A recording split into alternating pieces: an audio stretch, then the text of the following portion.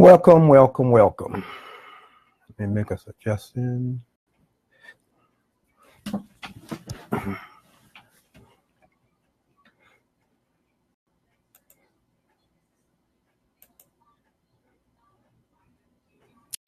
Welcome. It's a pleasure to be before you today, bringing forth something interesting, something that happened to me. I always find that it's best to share because you never know what other people are going through. Sometimes what we are experiencing could be encouraging to someone else and they need to hear it. What I'm going to share, a series of events that lead me to bringing forth this broadcast. To those of you who have been following me through my series of self-imposed mental plantation, I recommend that you go to my YouTube channel. He Still Speaks Now Listen. The Hidden Tears of Black Male. And you'll learn about what I'm talking about. I think I'm on number 7. God willing, I'll be doing number 8 this Sunday.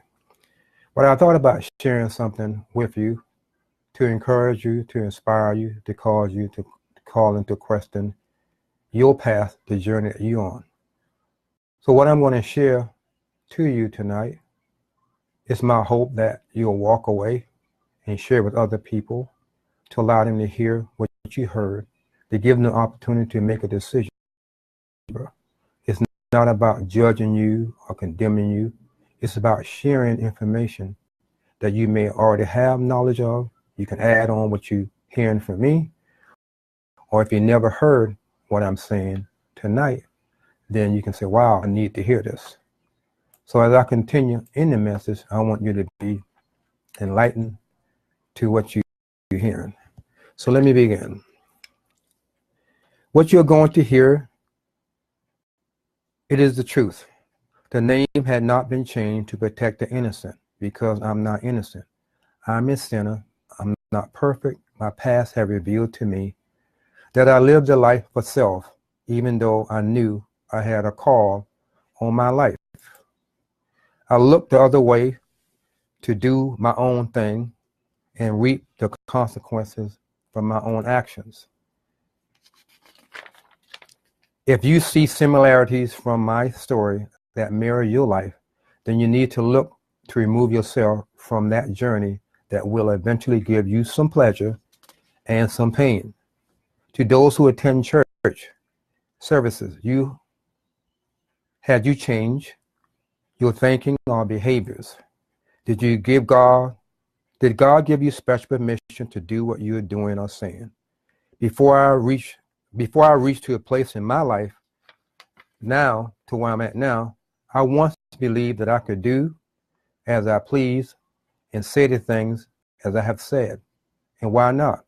I knew that other individuals are committing the same thing I had commit in churches: fornication, adultery, drug addict, alcoholism, homosexual, lesbianism, relationship, illegal drug selling and dealing, and so on. I'm not here to judge anyone. I'm not judging you.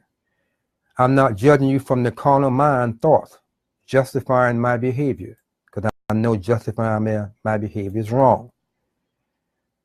And I know the Lord sees me, and he could be saying, if he could say, that he is not pleased with my behavior. I'm going to briefly share my journey. I recall many years ago when I was young, I was staying at my cousin's house. I couldn't sleep in the bed because it was hot. I went outside and lay down on the front porch, looking up at the stars, saw the moon, and a thought came over to me and say, I got to find God. I need to find God. So I jumped up. My heart started beating fast. I was breaking in a cold sweat. I was walking back and down the block saying, I got to find God. I got to find God. Then I realized that God was not lost. I have lost him. I have walked away to do my own thing. And that was my beginning of my eye-opener moment, saying I got to find God, because I knew from a very young age that it was something special about me. That's my opinion, not yours. That I feel that I had a gift that can benefit the world and society. If you have watched my videos and read my posts and go on my website and you think a certain way, you can say you agree with me. As I continue on in my journey, did I really sought after God? No, I didn't. I did my own thing, doing the things that I love to do, even though I knew it was bad for me, and reap the consequences of my action. And then another event I had, I was living next door to my mom. I purchasing a house, paying on it. And I was laying on the bed, on my water bed at the time I had one, looking at the ceiling fan with the light on, and seemed like I went in a trance. And why I say that, you'll know in a minute. I went into a trance. The water bed bust, and the water was filling up the room. As I was lifting up with the water, I looked down and saw my body on the bed, but I felt me rising up to the water ceiling. As the water got about an inch from the ceiling, I looked down and saw myself. Hello, Miss Oops, Connie. As I laid on my water bed, I went into a trance, and I saw my body went up toward the ceiling to about 1 inch. I looked down and saw my body on the bed. And I was fighting and struggling because I couldn't swim at the time. Still can't. I can enough to save myself. And I quit fighting. I said, it's useless. I can't fight anymore. There's no need to fight anymore. There's no need to fight. So the water engulfed me, and I began to descend down to my body in the water, looking down on my bed in the room. Like I said, it's a trance. I saw me laying on the bed. I was floating above my body, and I just gave up because nothing I can do. So as I slowly descend, I looked to my left and I saw a light, and I reached toward the light. And then I saw a hand stick out of the water, out of the light, and I heard, fear not, my son, I will be with you. And then I just went back to my body. That's second occurrence. So these two occurrences that I mentioned was my beginning toward a life that I feel that God has prepared for me. I just need to follow his path and do what he has said and quit struggling to do what I want to do. As I mentioned, when we share our story about why and how we arrived, it's like a person saying, I was not always an alcoholic. I was not always a drug addict. Something happened in my life that drove me to do these things, to experience these things, and they are repenting of their behaviors. So when people don't hear stories from other people they respect, or stories from people where they appear to be on the surface living a decent lifestyle, they don't know what you have gone through to be where you are. And when you hold back your testimony, if you want to call it that, you can be denying someone because they may be at a place in their life where they say, well, I have never experienced God. I don't know if I had experienced God, yada, yada kind of stuff. So when we reveal our hidden secrets, when we reveal our weakness, when we reveal that we are not at that place. So this message is about me. As I mentioned, if you see yourself in it, then ask yourself, what do you need to do to remove it? So I began my journey toward seeking God to where I'm at now as I know him. I used to attend clubs, go to nightclubs, do things that I know I ought not to do, and enjoying it, and then experience the pleasure and the pain thereafter. Did I know I was doing wrong? Yes. I remember when I would go and pretend I was drinking with a Coca-Cola and a cherry, or orange juice with a cherry, pretending I had alcohol, and I knew I shouldn't be drinking it, and I was just pretending, perpetrating that I was like one of the people that was there. Then I made a mistake and drank some rum and Coke a long time ago with an empty stomach, and I paid for it. My head went in the commode, and it's like I about to throw up my inside, like I didn't want to experience that feeling anymore. And all along, when I was doing things that I ought not to be doing, I knew it was wrong because other friends of mine had pointed it out to me that this is not for me. I shouldn't be doing this. I should be doing that. And I ignored it because I was blinded to the truth. I enjoyed the pleasure, and then it gave me consequences and pain. And I look back at it and say I shouldn't have done. I can say I shouldn't have done this, shouldn't have done that. But nobody knows what position they're going to be in to put them in a position to do things that they ought not to do. You and I are capable of doing anything if we fall in a certain set of circumstances, and we will simply do it. That's just the way of life. And it's sad, but some of us have to experience things to get us to understand. So I struggle to do what I want at the same time not really committing to God's word. I remember going going to church services throughout the week, and then I went to a club, and it's like, okay, I'm doing God a favor. And when you go to the club, you put a stamp on your hand. So if you exit and come back in, they'll let you in without paying twice. So I was going to church services, doing things that I know ought not to be doing. I was not following the Lord. People saw me in the church. They assumed I was obeying God. So they assumed because I was there, but if they got to talking to me and knew me and heard some things I have done, they would say, you did this, you did that. I thought you was this and I thought you were that, just because they saw my body in the presence of them in the church. But my walk, following him, I was not really following him. I was not committing myself to him. I was just committing what I want to do. And I give a scripture to that to say, the Lord sees everything you do. Proverbs 5:21-23. New translation. Proverbs 5:21-23. The Lord sees everything you do. Wherever you go, he's watching. You and I can deceive each other, but God sees everything that we do.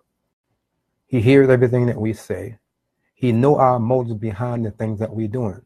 When he tells us to do this and we do that, we're going to reap the consequences of our action. In verse 20 said, the sins of the wicked are a trap.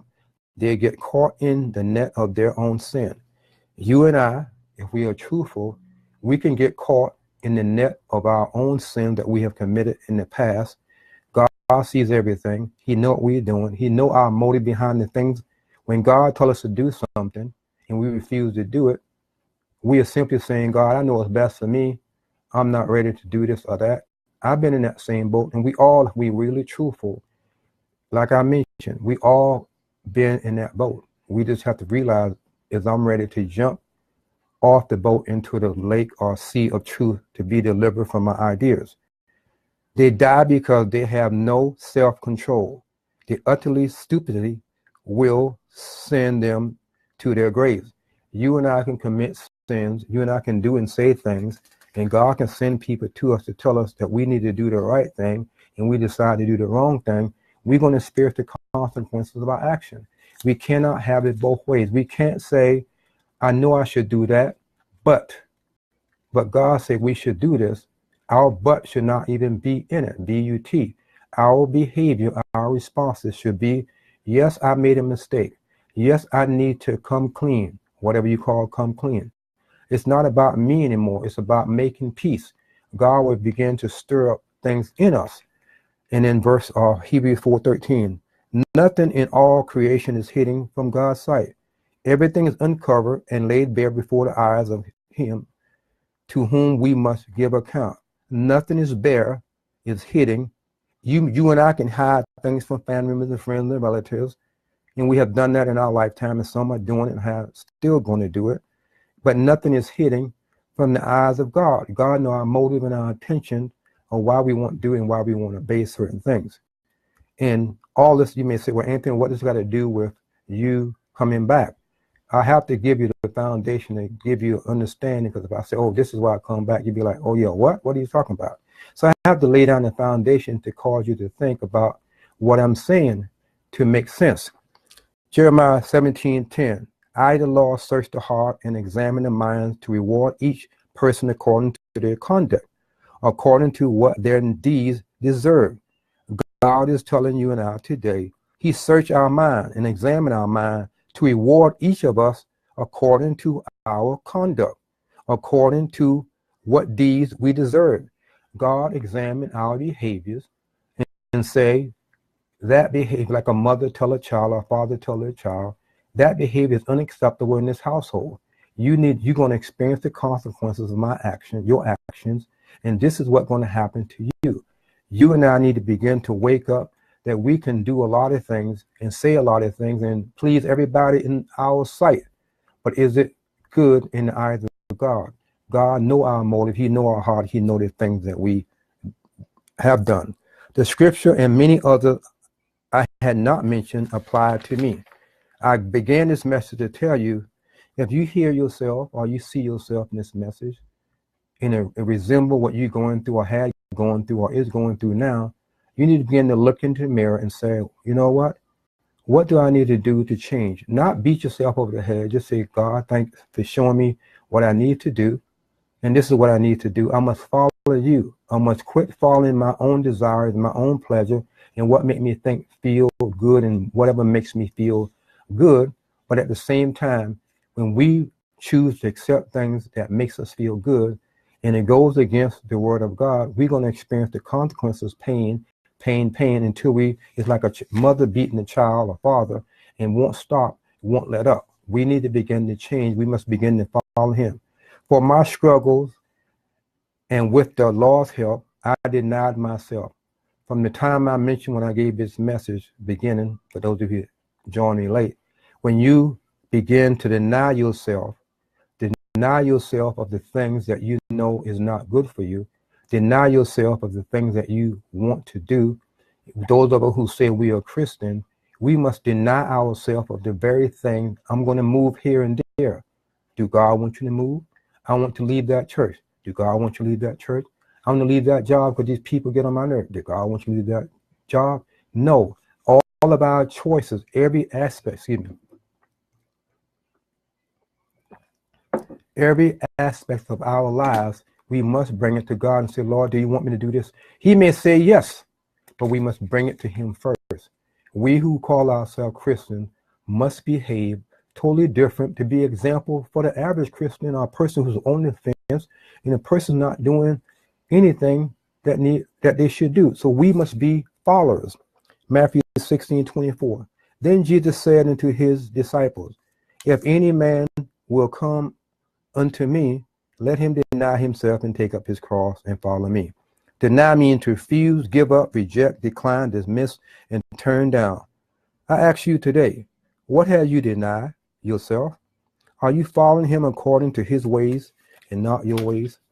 What are you doing to deny yourself? You liked it, you enjoy it, it gave you pleasure, it gave you pain, but are you denying yourself from those things to put you in a better position? So throughout my life, I made various mistakes. I regret the mistakes I did, but yet it still brought me to the place of where I'm at today. I recognize that my sinful behavior, my stupidity and my ignorance and my lust of the eye, lust of the flesh and pride of life drove me to do this thing. I look back at my early years of teenager to adult. I did some foolish and stupid, crazy things that I regret. I was just designed the flesh, lust of the eyes, sexual. I really didn't drink other than what I shared. It wasn't nothing like that. Trying to pretend I was somebody, trying to follow the crowd, trying to please people, just pleased by not saying anything, just pleased by just being around them. But now I really didn't hang out with men. I just stayed to myself. I call myself selectively being with women that pleases me or I like to be with. But I knew back in my mind that I had a different calling to begin to follow God. So I struggled with doing the things that I need to do, and not till I had a spiritual awakening where I say enough is enough, because I knew if I continued down the path, when I got to the fork in the road, will I choose God or choose what I desire? And I knew if I choose what I desire, eventually I would die. Eventually bad things would happen to me because I'm opposing and don't want to obey God. So people used to tell me, Anthony, why you left Savannah this time? Why you did this? Why you came back this? They used to tease me and make a big joke out of it. But I knew I could not tell them everything because they would not understand. They would not where I'm at. They were thinking from the carnal mind of judging me and justifying that, I don't know what I'm doing and I'm stupid or ignorant or I just can't make up my mind. And that's their opinion. But then you can't share everything with friends and family members, because even when you share things with your family members and friends, they're not going to like what you're saying. They may think you're special or who you think you are. And so they're going to resist you, and they're not going to support your decision. They're not even coming and say, oh, thank you. I heard that you did this and heard. They're not going to praise you. They're not going to give you honor. They're not going to even show any kind of love for you. Like say, I see what you've done this, I'm proud of you as a family member. Family members don't do that in this room. I know family members. I hear family members And I wish that I had a family. I wish my family was like other family. Your mother and father in the household, raised up in the household till they die. They had a bond where they talked to each other civilizedly. They work out their problem, they work out the issue. They was not crab in the basket kind of mentality. They were supportive. They was not, I got one on, leave me alone. I don't need you until whatever. So we see that goes in the family household, and I'm no different. So then when you decide to break the curse, if you want to call it that, and decide to seek God, then you're going to leave your family members and friends and relatives that don't want to have nothing to do with you anymore. And they may not understand. That's fine. But I had to deny myself. So my journey of 15 to 20 years, if you say, I moved to California, I moved to Florida, I moved back to Savannah, back to Florida, live in South Carolina, going in different places, God sending me to different churches to learn about him. I had to keep my mouth closed and just listen to recognize him in the house, recognize his spirit.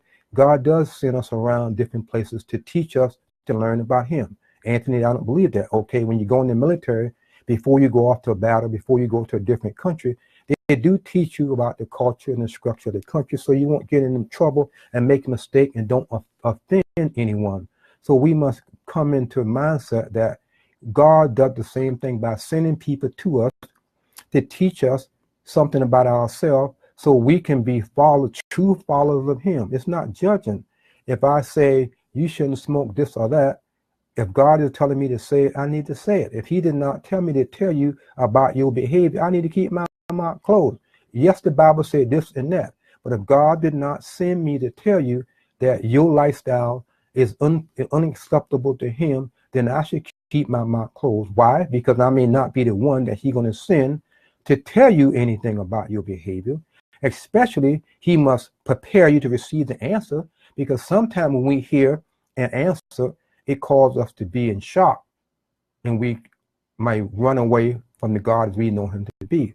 So God does teach us to other people. We just have to be willing. Like he gave me the title a long time ago, he still speaks now, listen. That's why you see on my posting, he still now speaks, listen. God is constantly speaking to us through the things that we see and the people that we meet. We're just not listening to him, especially if it requires us to deny ourselves something. If it requires us to deny ourselves to move from this city to that city, if we really believe that he told us to move, and we really sure, and we move, and then when we get there, it doesn't work out, were we sure that he told us to move? Or we didn't bother to ask him? We can say a lot of things, but is God saying, is God going to tell me to be a racist? No. Is God going to tell me to hate other people because of the color of their skin and the money they possess and the property and the job they have and how they look, appearance? No. So we as Christians, we have it backward. Some people are so blind that they can't see the truth because all they see is race before their eyes. Yes, there's nothing wrong with knowing about your history about race. What are you going to do about it? Are you going to build upon what you learn to better yourself, and then you can be a blessing to others? Or are you going to be in the same mindset that hate, and blame and accuse and justify why you should remain in your hate? We as Christians must deny ourselves those thoughts that agree, those thoughts that other people believe in. So my journey was not a pleasant one. It was a roller coaster moment, up and down, whether you are following him, denying yourself. And I remember when I left the police department one time and I went to live in Florida, I had a down paying job. I worked at Kmart as a cleaner, cleaning the floors at night. I did telemarketing, selling newspaper over the telephone. I had to be stripped from what I thought I was. I thought I was this and that. I had to be stripped from my ideas of me. I had to really trust in him to provide me with what he want me to have. Not what I want to have, but what he want me to have. So I worked those two jobs. Was I ashamed? Yes. Did I feel like I made a mistake? Yes. I felt that he had called me to move on from law enforcement at that particular time. I did end up getting a job working at the Broward County Sheriff's Office, working in the jail. So I was blessed, but he had to strip me from what I thought I knew. He had to strip me from my identity that I have gave myself, And he had to script me and show me that you're nothing without me. You and I are nothing without him. We may have all the money in the world, all the property, married, husband, children, and kids, but we are nothing without his mind manifesting through him, through us. So we must deny ourselves the things that we feel that we can benefit from. He wants us to deny ourselves. He may give it back to us after we listen and follow and obey his rules, word, and he may not give it. But if you say you are a Christian, to those of you, and you really want to live for the Lord, I ask you, what have you denied yourself? Have you denied yourself to lie and then tell the truth? Have you denied yourself and make the confession what you did and said and how you're behaving right now goes against his word? Have you denied yourself and say, I have not been obedient to what the scripture has demand I should? Are you judging your spiritual walk by others and what others are saying and doing? Because nothing is happening to them yet. But you and I will reap the consequences of us not denying ourselves. If God has called you and he put a calling on your life to say, I see something in you, that you can be an alcoholic, you can be a homosexual, you can be a lesbian, you can be a drug dealer, you can be living all the lifestyle that the world may consider is scum and you shouldn't be doing. But God see your motive. He see what you have, and you have the potential to be whatever he wants to be. So don't look at someone and say they are alcoholic or the certain lifestyle is less and God cannot use them. Look in your scripture, you see that God used a lot of people, Moses, David, and all the prophets and disciples. All of them had a personal issue, a personal problem, but God still used them. If we were back in the day when God was choosing people, we would say, oh, you can't use that person because they're rich, they're prejudiced, they're this and that. We will put standards on people as though that we are so perfect that they are not qualified for political office, not knowing that God looked beyond the color of a person's sex or skin and said, I want to use them. And we as Christians need to begin to look at politicians, our friends, our family members, and say, are they manifesting? Do I see God manifesting through them? And I say this to those who do not know. If I'm agreeing that everything that people should not do is, if I'm saying that everything that people are doing is acceptable, and at the same time I'm ignoring the things that God says is not acceptable, then what is I'm doing? I'm agreeing that this is acceptable in the eyes of God and is totally not acceptable in God. I had something that I think I didn't cover. Where's that?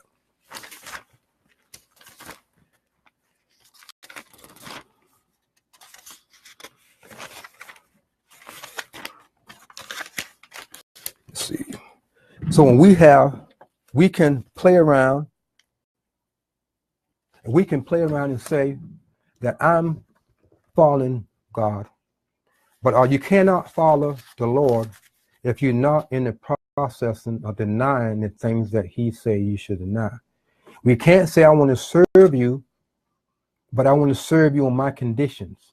I mentioned in the previous message, if you don't think about it, if you know what prenuptial agreement means, a lot of us to a certain degree are serving God from a prenuptial agreement. We are saying, I'm going to serve you, but I'm not ready to give up this or that.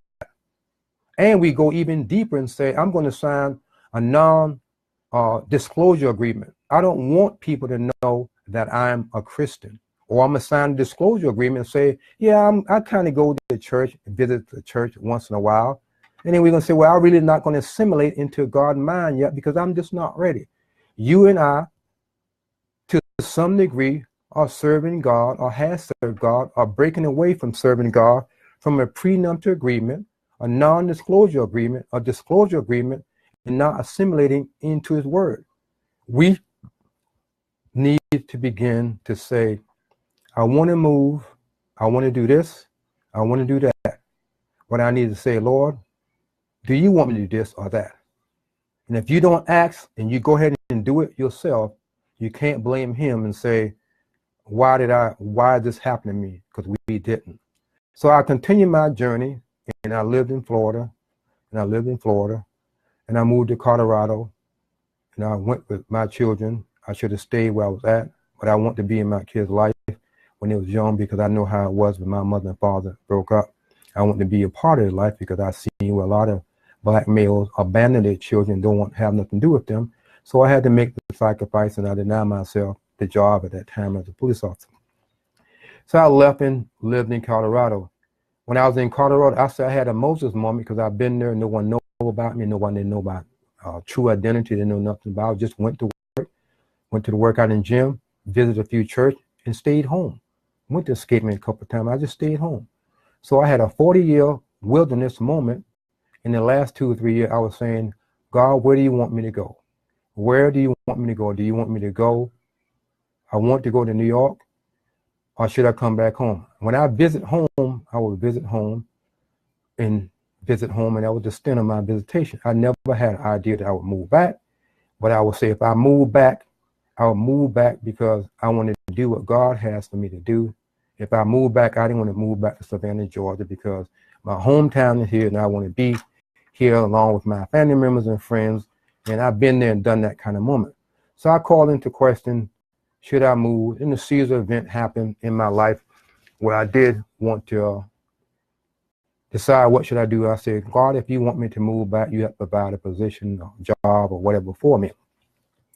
So in doing so, the company that I worked for offered people buyouts for the years that they give a certain amount of money to individuals pertaining to their years of service, and they give you a lump sum money and they give you benefits for a year, and it wasn't a guaranteed thing. And so I thought about it and said, is this the time I should move? I did have an interview in Savannah before that happened.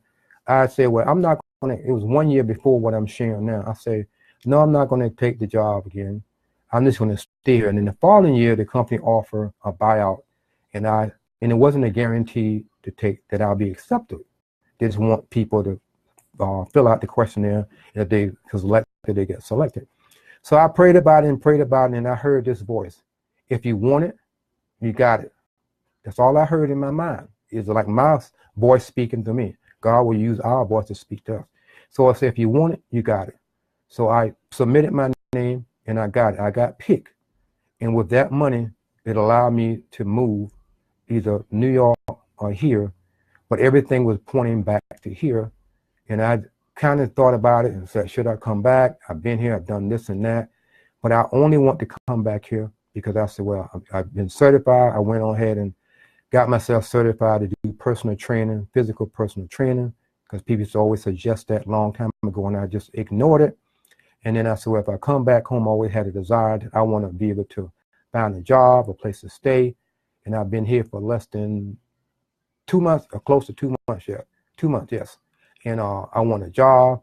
I said my main desire, that I would love to have an opportunity to speak to young people that's in trouble, that going over the fence, that I feel that I can be a blessing to touch some of the young people lives, because in today's society, we're not hearing many black men are in great demand, or many black men are out there speaking for others. I'm not saying they're not out there. Everyone has their own walk. Everyone has their own calling. God may have a specific calling for me that it's not for other people, groups, or not for other individuals. It's specifically for me. Everyone has a unique talent. I used to dread that I could not sing because I always want to be a singer, because I figure being a singer, you get a signing contract or a signing bonus, and being an author, you know, you don't get those type of bonus unless you know the right person. So I prayed about it, and I got accepted, and I moved back here, found an apartment. I got here, drove what would take me 24 hours, took me like 4 or 5 days to get here. But I took the journey, and I learned about myself as I got to Savannah, Georgia. I stayed in a motel, found an apartment. With the money I had used, I was able to live for 2 months without working, and had the money to buy groceries, and lived in an apartment.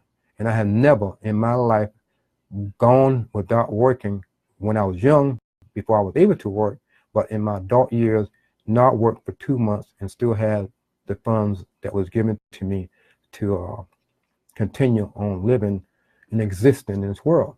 But so I got the job, I got the apartment, I got a job, and then I said, oh, and then I want to start my personal training business. Did it on Craigslist, got a business card, things to put on my vehicle. And I say, God, you brought me here back for a reason. A lot of individuals may look at it and say, yeah, right, yeah, God bring me back for a reason. I'm not special. I'm just a vessel that realized that he want to work through me to touch the lives of those who want to be touched, to touch the lives of those who want to be fed. I'm a sinner. I'm still a sinner. I still think thoughts. I still do things in my mind. I still struggle with trying to do the right thing. But I'm at a place where certain things I have memory of what I've done in the past, but it doesn't graze me anymore. I'm not married. I'm single. Been single for 10 years, 8 months, maybe weeks and days and months now. I don't know the exact time. Been out on one date, kiss a girl on the cheek, and that's the extent of it.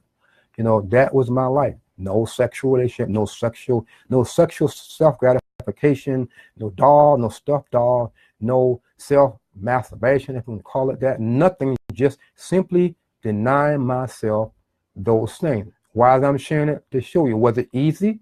No. Is it hard? Yes. Do I have thoughts? Yes. But when I think about it, what would I have lost? What would I lose when I know I should not be doing it in the first place? I will lose a lot. And not only that, I will hurt the female if I involve myself in.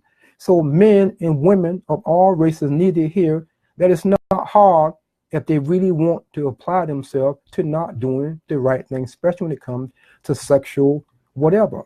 It is not hard. Yeah, you're going to struggle. You're going to fall. Yeah, you're going to have temptation moments. And I'm saying I'm perfect, that I can't fall tomorrow? No. But I'm aware that I should not put myself in those positions to slip and fall.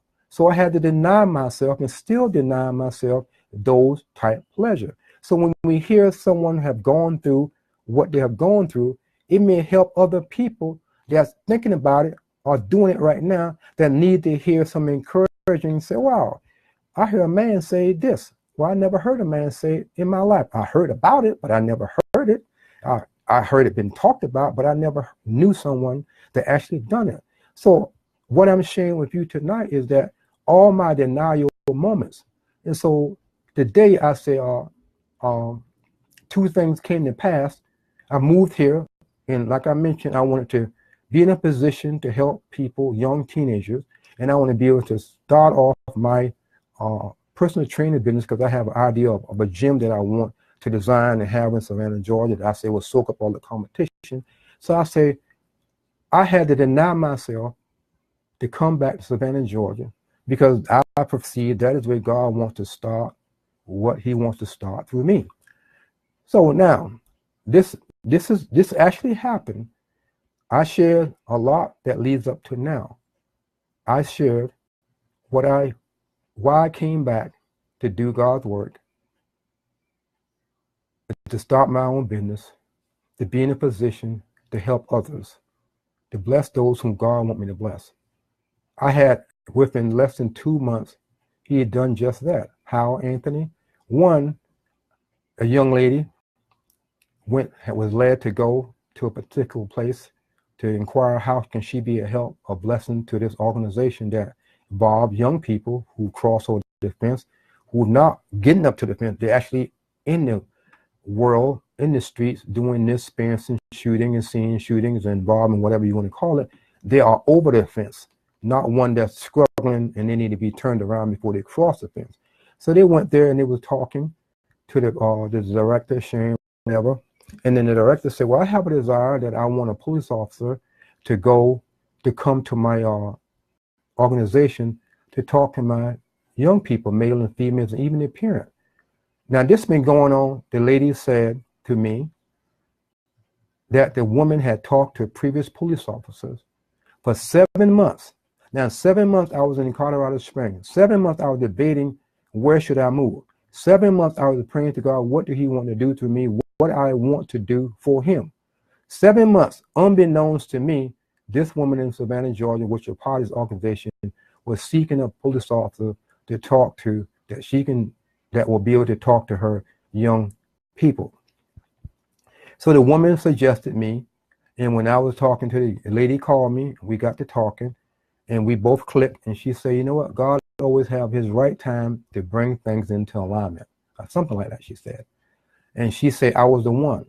7 months now, she had been talking to police officers and never felt that there was a one. So today, we agreed on today. 11:30, I did go and spoke to three gentlemen and one female. It was I call it a buffet type discussion where I just let it out and I shared a lot of things about myself. Some of you have heard. I shared why I was there. I gave my advice. I gave them an opportunity to express themselves. It went very well. It was some bumps in the road, but with anything, you're going to have bumps in the road. And when I left, they accepted. I did ask, did they enjoy it? Are they going to apply it in their life? And they said yes. So that was one thing that came to pass, as he told me prior to me moving to Savannah, Chatham County, Georgia. It did come to pass. Then the next thing came to pass the same day, which is today. The young lady who did suggest it to the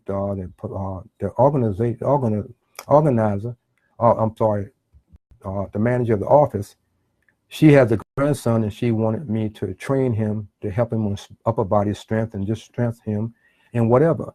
So today we met at the local park and I worked out with him, sharing my skills, sharing what I knew. And we talk about other kind of things. I was amazed. He's very respectful. Yes, sir. That kind of young man. He even said something that made me laugh. He said, a lot of young people out there think they know what love is, but they don't know what love is. Love is not about having sex and someone thing. And it's very rare that you meet young people. I'm not saying they're not out there, but it was nice and refreshing to hear that coming from a young man that had not been to school yet, maybe 11 or 12 years old. And I met another young lady who said that she wants to be a counselor. She just finished graduate high school and she wanted to be a counselor because she said she had friends that being in an abusive relationship will always call her and she will give good advice. And then she said, I'm tired of these boys coming up to me saying, what's up, shorty? She said, my name is not what's up, shorty. You need to ask me my name in the correct manner, not just say what's up, shorty. So it was refreshing to hear young people, those two, not saying they're not out there, were showing something that I feel that we should be showing a long time ago. And I say I fought the church partly because they don't teach stuff like that because they're afraid to offend their members because their member may leave and go another direction. So they send this say nice pacifier message, nice baby food pablum message that you can just scoop up and eat like that. And you're really not eating. You can suck on the pacifier and still wait until you grow up. There are certain Christians that behave that way, even adults. So those two things, in less than 2 months, he brought me back from Colorado Springs to here, answering my dream to why I came back. If I was coming back for myself, I would not come back. I would have stayed where I was at. But I came back because he sent me back. Am I special? No. He sent me back because he has a mission. He has work for me to do here. Would he send me another place? Sure, he can send me another place. Am I willing to go? Yes. We must look at ourselves when we become vessels for God. We must do what he says and say what he tells us, regardless of skin color, sex, race, family members, and just simply go. We see it all the time. I had my Moses moment. I say I know a lot of things and want to share a lot of things, and some people don't want to know. How can I tell somebody want to know something that it's like the woman at the well saying, come, I heard a man, he told me everything about myself. We as Christians, I did not get to this place where I'm at today by not asking questions, not denying myself the things of the flesh, seeking out what God has for me, leaving friends, losing friends because of my thoughts and how I think. Everyone is entitled to their opinion. It's not about who right and wrong. Only God judges us, and he makes the final say so because he look at the motive behind the things that we are doing. So it's my prayer and my hope that what I share with you will be inspiring to make you say, wow, it's refreshing to hear a black male share his story and journey to what got him to where he is now. I mentioned this several messages ago. I put out something called, my book is The Hidden Tears of Black Male. I called all black males in the sound of my voice who read my posting. If you have an issue or a problem, share it with other people. You can type me send me your email. I'll send it through my email. You can go to hestillspeaksnowlisten.org. I have a contact section on that page, hestillspeaksnowlisten.org, and share your story. You don't have to give your name. You can give, I'll give you a pseudonym, and I can share your story to let other men out there know that you do have a problem, that you are experiencing. Ask any female, they'll tell you that they know a man that's being abused by his wife or his girlfriend, physically and emotionally.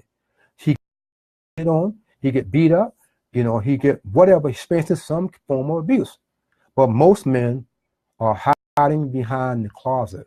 They're in the closet. They don't want to reveal that they are experiencing or some form of abuse. So they keep it behind closed doors, not thinking if they share and open their door, they can be a blessing and help other people to realize that I'm not the only one experiencing. Did I get any response? No. Did anyone ask me questions? No. Did anyone comment about that? No. It's like all the men that may have read my posting was perfect and complete and never experienced that. I don't even know anyone experienced that. We, as myself, we must come from behind our closet, hiding behind the doors, peeping through, not revealing so much about ourselves. You don't have to reveal everything. But when you set yourself up as being perfect and you're not sinning and you're not struggling with sin, and then we found out through the news or we found out this and that one day that whatever, we're going to be like, oh, him? They never say anything about it. So men begin to look at the mirror and say, you know what? I am being abused physically, emotionally by my wife. And some men just tolerate it because it's cheaper to keep her, and they go out there and get another girlfriend. They can fulfill all their wishes and their desires from that time. And guess what? They are never satisfied. They're not. They're not. So my journey as to why I returned home is my personal journey. The name had not been changed to protect me. I'm telling you the truth. What I share with you is the truth. My journey, my experience, my do's and my don'ts, my ongoing struggle. And I'm going to win a battle and lose a battle, win a battle and lose a battle. If I recognize I'm winning and I'm losing and still pushing forward, as I said, God opened the door first for us. We must walk through. He had opened the door for me. To those of you who have listened to this, those of you who listen to it in the future, when you see great things working through my life, it's not because I'm special. It's because over the years of my Moses moment, God see my heart. He see my intention. He know what I will and will not do. So because he's rewarding me for denying myself, will he give me a wife again? I don't know. Will he give me what I gave up? I don't know. He's not going to give me back the things that caused me to sin against him. He's going to give me back the righteous thing that he wants me to have. So when God opened the door for you and I, he will give us everything that we need. But we must first come to him. So within less than 2 months, my prayer, my thoughts have been fulfilled. Why did I come back? I did not come back for self. People, I close by saying this. I'm going on vacation. I'm going to take a trip. Take some time off. Most people, when they say that, it's all about themselves. Very rarely you hear someone say, no, I'm going on a vacation to be with the Lord. I'm not saying it's not said, but most of the people I've listened to, that's what they will say. Very few will say, I'm going to take a vacation. I'm going to take time off. I'm going to just lock myself up in a motel and I'm going to be with God because I need to decide make a change in my life. Yes, I'm in a position of power and authority. I'm being paid well. I can provide for my family. But is that enough? If you are experiencing wealth and job and status and whatever, you feel very comfortable in your position, that's fine. But is it enough? Even if you're in those positions, are you unhappy? Do you feel that you're not being fulfilled? Do you feel you're lacking something even after you accomplish all these things? If it's not enough, then you need to ask, are you denying yourself the things that God has for you? Are you denying yourself the things that you must deny yourself to get the thing that God has for you? You can't have it both ways. You must deny yourself. And when you deny yourself, you can give your own testimony to why you move away from that behavior, or why you move from town, move to another state because you know this is enough for you, or why you stay here because you feel that God has a plan for you. And when we do come to him, and he will know our true motive. And if we don't get the answer that we think we should receive and we do it ourselves, and it doesn't fall through, God never opened the door, because he said, I shall go before you and prepare like he done me. He have given me my first client today. I thank him and I praise him for that. He had given me an opportunity to speak to young people today. Same time, same day, different times. He has fulfilled his purpose in me for now. So I know without a shadow of a doubt, from this time I'm speaking to you, that the door will clearly be open, that he will begin to use me in ways that I have not even considered. And for those of you who are listening, you can say, I remember Anthony share his testimony, and it can also be for me also. I must first deny myself. So thank you. Thank you for joining me. God willing, I'll be back Sunday with another interesting series, part 8 on self-imposed mental enslavement. If you like what you heard, share it with other family members. Let them have an opportunity to hear what you heard, to let them choose, not you choose for them. They may not like you, but you can comment. Like I mentioned, everything that I do on Facebook, Broad Lab Class, I upload it to my YouTube channel, The Hidden Tears of Black Male. Because when you do things on YouTube, Facebook, they drop it down, and then when someone go to your webpage, they may not see the message. So thank you for joining me. It's a pleasure. God bless until we meet again.